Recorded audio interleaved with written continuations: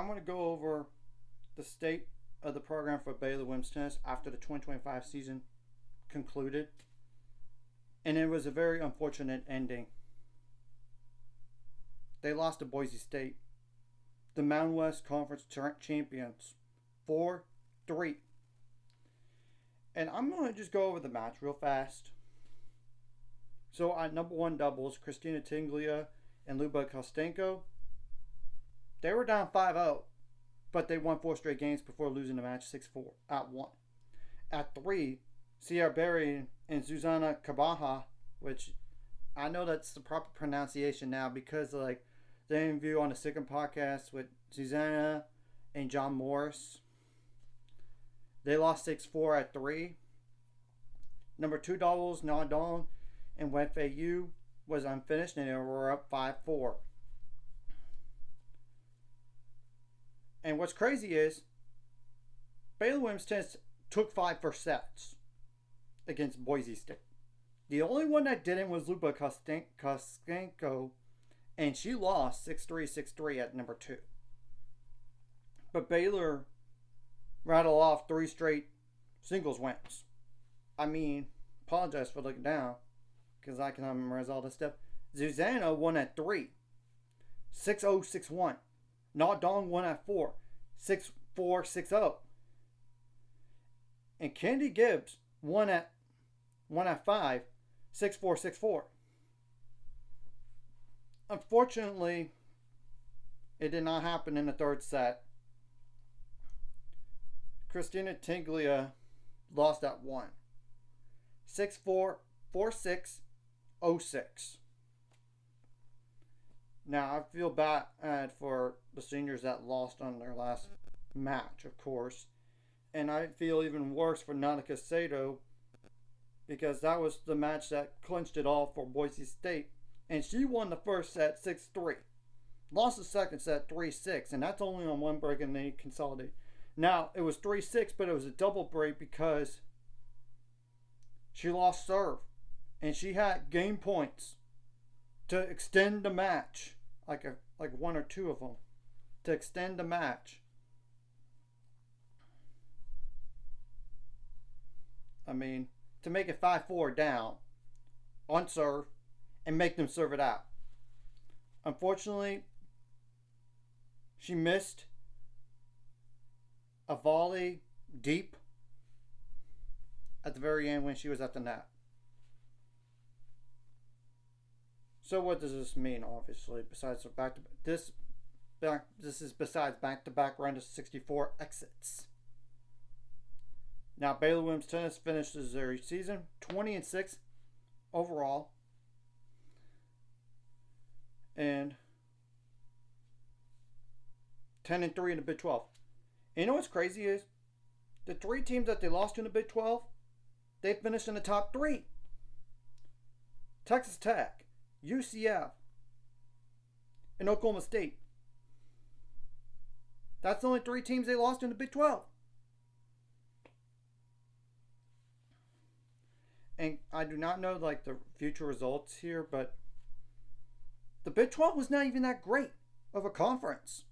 They only had like 1 host site, and that was Texas. That is Texas Tech, and y'all can keep track of the NCAA stuff and all this. So Baylor women's tennis does lose 3 starters in doubles and 2 starters in singles, and it's not including Brooke Thompson, who's a senior too. But she doesn't hardly play. So, I mean, she didn't even play a singles match all year. She played in doubles only twice this year. That's it. I mean,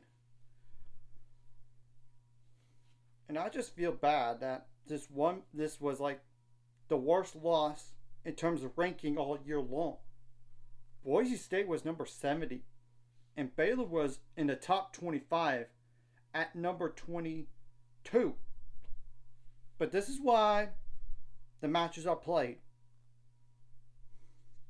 To be honest. Because anything could happen. Or any sport, really. like anything could happen in any given game, on any given day. So obviously, the top two single spots, they're gone. And Christina Tiglia, the transfer from Texas Tech, and Luba Kostenko, they alternated some at 1 and 2.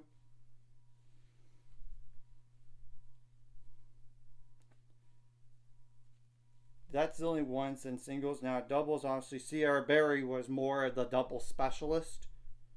And she was 12 and 8. I mean, in doubles this year. Just imagine if Baylor women's tennis won the doubles point against Boise State. They would have won 4-2. And they would have had a rematch with Texas. And you know what's crazy is? Out of all the losses, they only lost one time with the doubles point in their going into singles play. They were 17 and 1. And that Texas match was ITA kickoff weekend. They lost 4-3. And they were literally points away from making the national indoor tournament. But without it, I'm going to say they are not as strong. I mean, 3 and 5. So I do think, in terms of Big 12, they took a step forward. In terms of the overall record, they took a step forward. It's just not the NCAA. They didn't take a step forward. And it is rough to lose 2 years in a row in the same exact spot. And I'm just going to go over like records at 1 through 6 singles, as well as 1 through 3 doubles. This is including the matches from today. I mean, as of like the Boise State match. And yes, I accidentally said today, but I'm going to release this like a few days from now, just to make things clear here.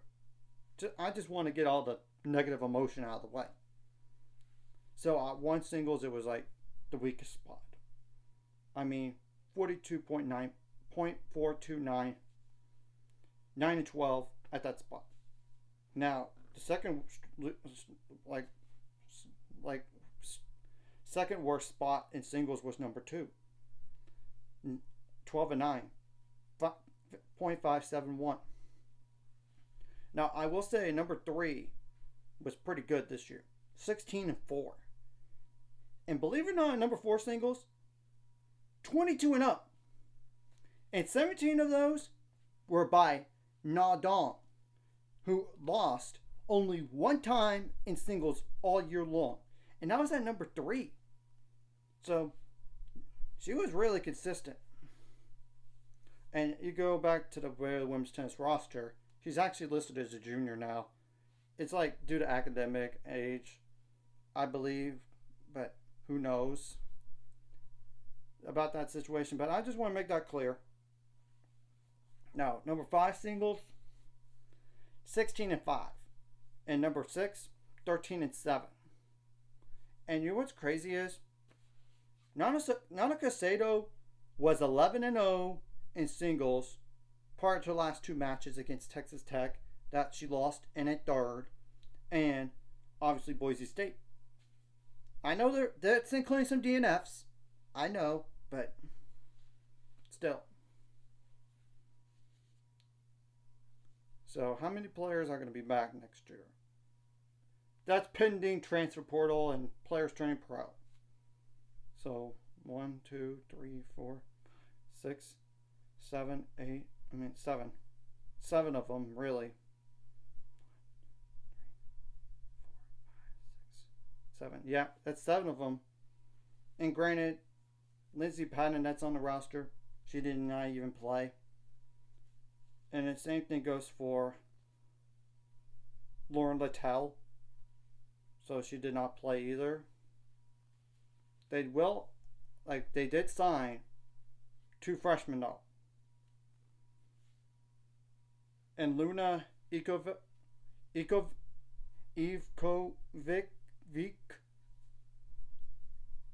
from Zagreb, Croatia. And you can actually just type her name in Google.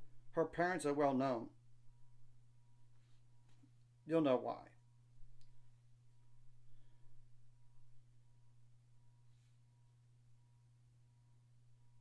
And they did add another freshman.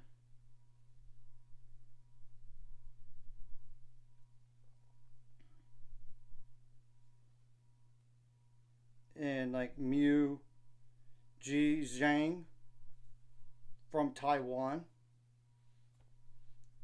So they're both like 19 years or younger. I did look just out of curiosity. So I would think they would be classified as freshmen. So it's going to be really interesting what's going to happen in the offseason here. And the transfer portal will be opened on for this sport on May 5th. And it will last till June 3rd. So we're going to have to wait and see what happens.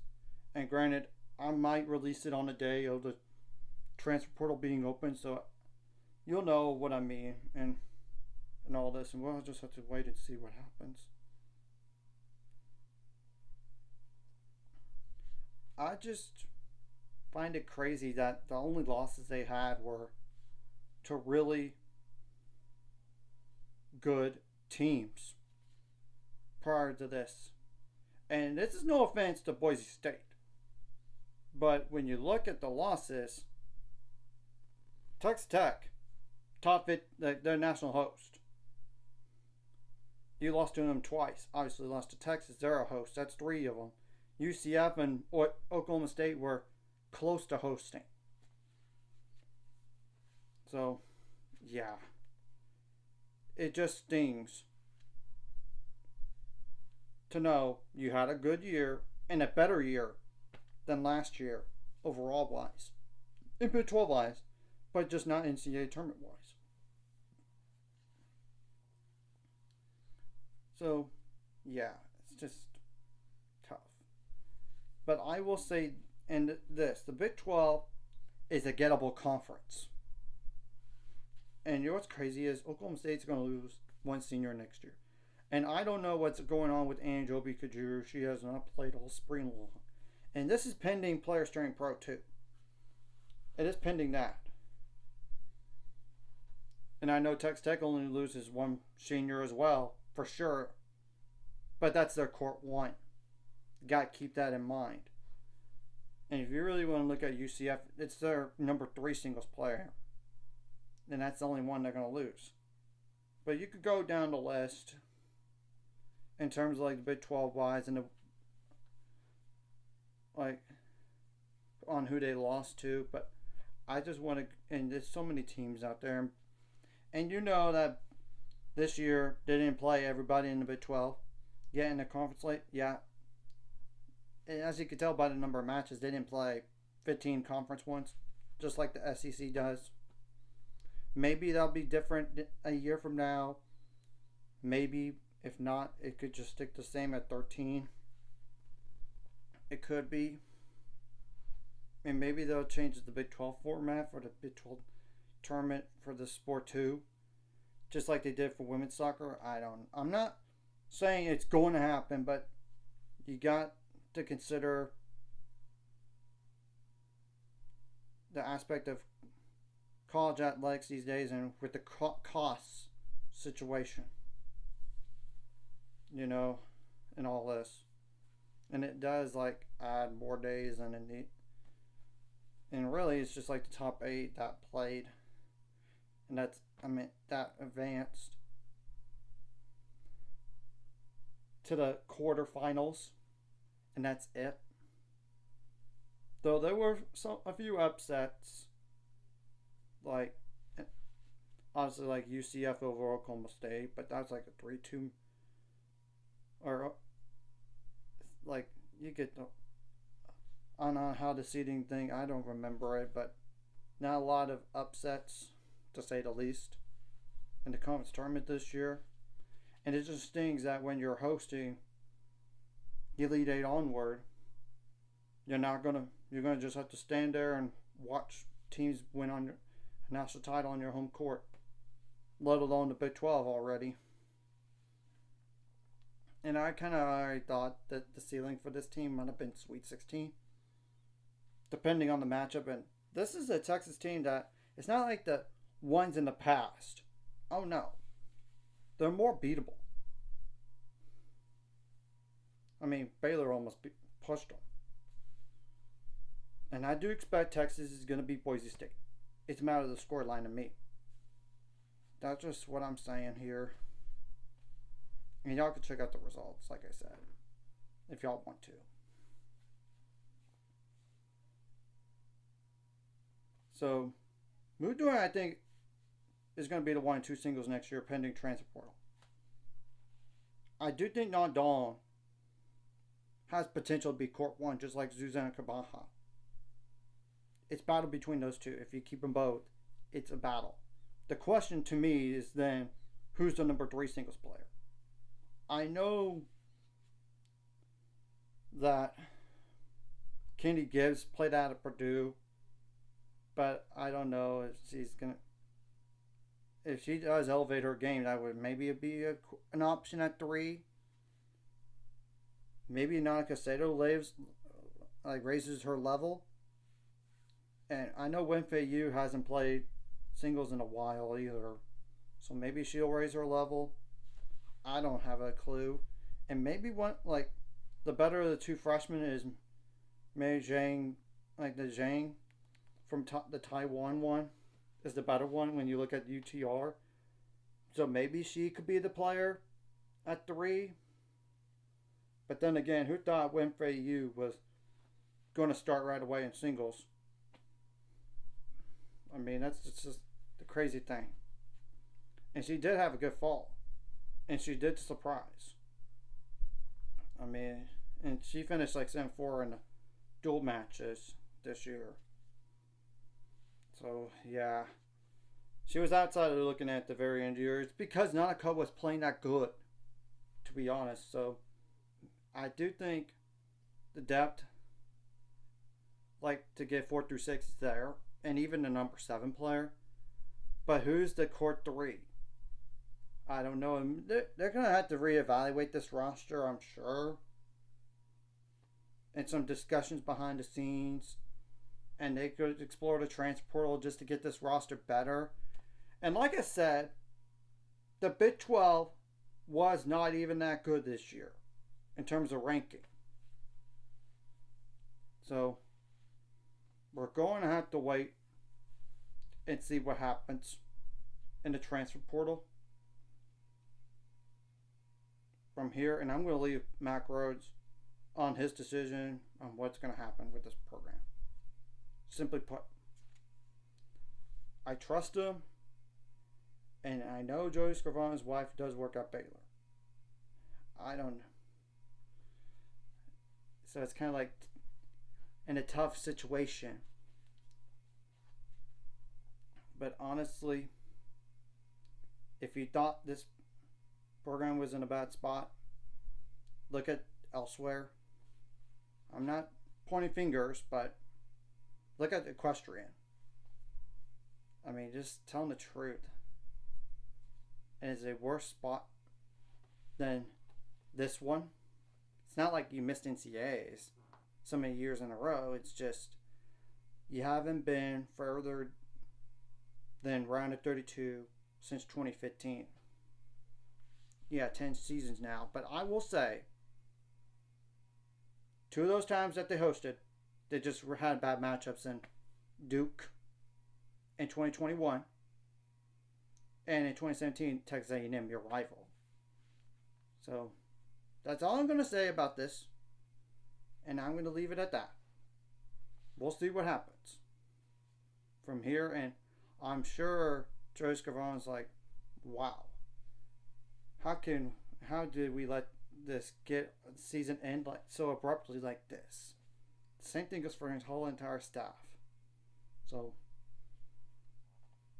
there's going to be discussions, I'm sure. It's more like, how can you address this to gain better down the line? And in terms of 4-3 matches, 2, by the way, they were technically the San Diego was 4-3, but it was clinched at 4-2. Let's just call a spade right there.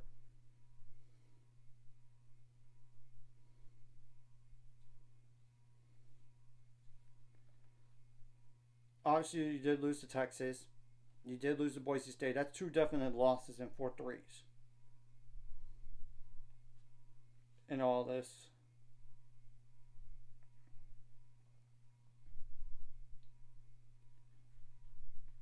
While you did beat Arizona in the Big 12 tournament quarterfinals 4-3, and you also beat Arizona State despite losing doubles in multiple first sets.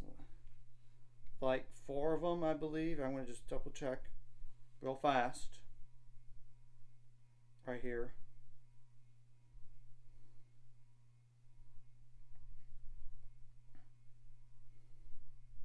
But I will say this. They did flirt around with Colorado at home right after doubles, losing all 6 first sets, but they came back to win 4-2. 4-2, but that's besides the point. So 1, 2, 3, 4. Yep. Arizona State, they lost doubles in 4 first sets, and they still came back to win 4-3. So I do think in some ways they took a step forward, but in terms of NCAAs, they didn't. Hopefully that does change in a year from now. That's all I'm saying. And the Big 12 is not like the SEC or ACC in tennis. It's not.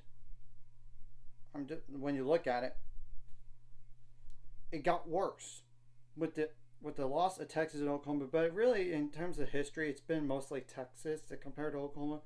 But you get the whole picture here. So anyways, if you like this content, hit the like and subscribe button. See you guys later on the road to 800 subscribers. Of course, ultimate goal is 1,000 more. So my mind, this course, like video, comment video really helps YouTube algorithm. So more people see it. Sharing the video does help as well. So more people could watch. And if you're watching and not subscribed, hit subscribe button for the notification bell as well. And hopefully they do improve at 1 and 2 singles in a year from now. And they got to do better without doubles point. In terms of like win-loss record. But I can't say undefeated every time when you win the doubles point. That is so hard to do. And the only loss you had was a 4-3 loss to Texas. I can't really complain. You're right there, a few points here and there. So just an abrupt ending. And I do think this one match does not describe the whole entire year what they did, but it just puts a damper on it from how good it was. One of the better ones in a while overall record-wise.